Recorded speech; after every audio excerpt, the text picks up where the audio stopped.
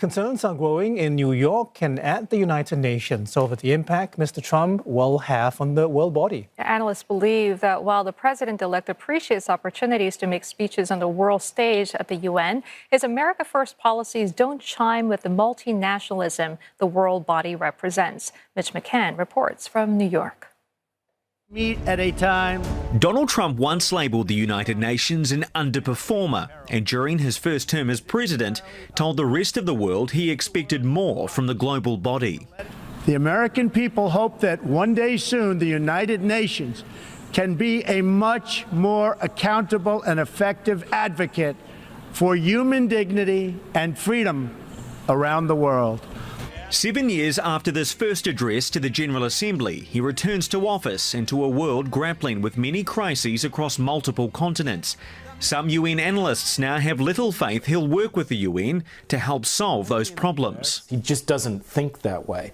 He thinks purely in transactional terms about the United States and the rest of the world. Donald Trump's biggest frustration with the UN has been the level of funding it receives from the United States. The last time the former president was in the White House, he cut back US involvement to a number of UN agencies. He also started the US withdrawal from the World Health Organization. Washington is the UN's largest contributor, providing 22% of the core budget and 27% of the peacekeeping budget. This has been a concern for UN colleagues for at least a year. Ever since it became clear that Trump was running for a second term in office, colleagues in the UN and member states here have been preparing and thinking through contingencies about the funding issue in particular. But there's a warning if the incoming president steps back from the UN. Others may step forward, namely China.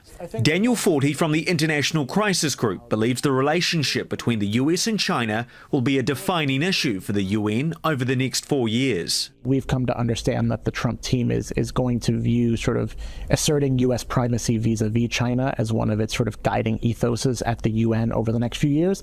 Funding might be one domain where that takes place, but on a lot of other political and policy issues inside the Security Council, inside the General Assembly, we're likely to see the U.S. try and view the UN as a primary arena to manage its competition with China.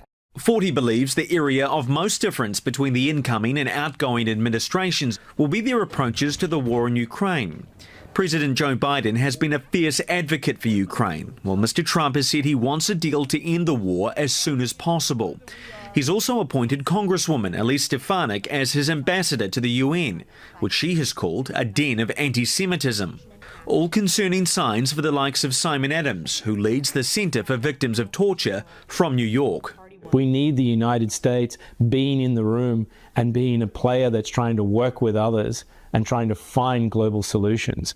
Instead, what we've got is Donald Trump, who's barely interested in the UN except as a public speaking platform, and a potential US ambassador to the UN who seems like she's partially committed to defunding it and undermining it.